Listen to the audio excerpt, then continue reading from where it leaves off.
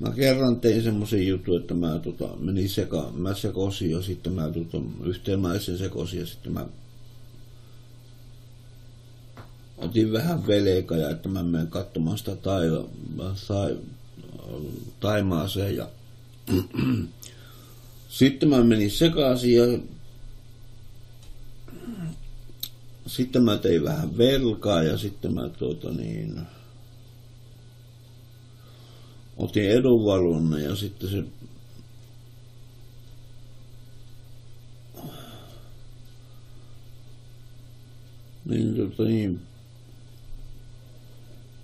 nyt tässä ollaan oltu melkein 5 vuotta edunvalvonnassa ja nyt se alkaa loppumaan tuo edunvalvonta. Velkaa ei kohta ole enää yhtään. Mutta kun se Narttu ei anna niitä rahoja mulle, niin mitä?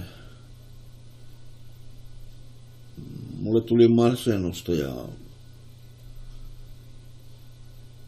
kaikkia tuommoista mielenterveysongelmaa tuli ja ei se oli Taimaassa ja mä olin Suomessa, niin eihän siinä mitään voi antaa sellainen, kun se oli siellä.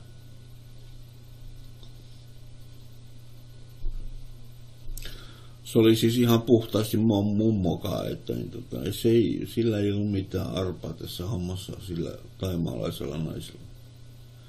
Se oli erittäin hieno ihminen ja mä tein sille semmoisen tempun, että kukaan ihminen ei saisi toiselle ihmiselle tehdä sitä semmoista temppua, että minkä minä tein. No mä sanoin sille, että mä tuun Hongkongiin huomenna, ja että mä kamerassa näytin liput, mulla oli Finnairille liput, ja mä olin niin seuraavana päivänä lähtemässä Ouluun lentokoneelle.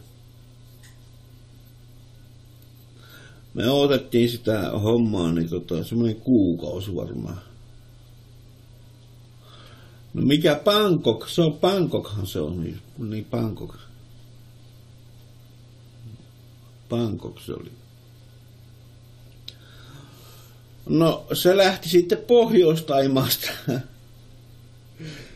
Se nainen lähti Pohjois-Taimaasta sitten Bangkokiin. Ja kun Bangkokia, no siinä on yli 700 kilsaa sitä matkaa, niin se tuli sinne mua odottamaan sinne Bangkokiin.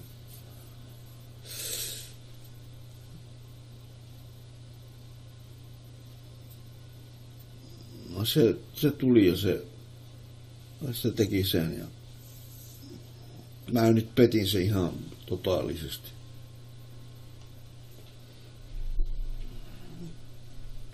Mä olisin ottanut sitä vaimoa, jos mä olisin ollut paremmassa kunnossa. Mä olisin ottanut sitä vaimoa. Mulla meni kusipöksyyn.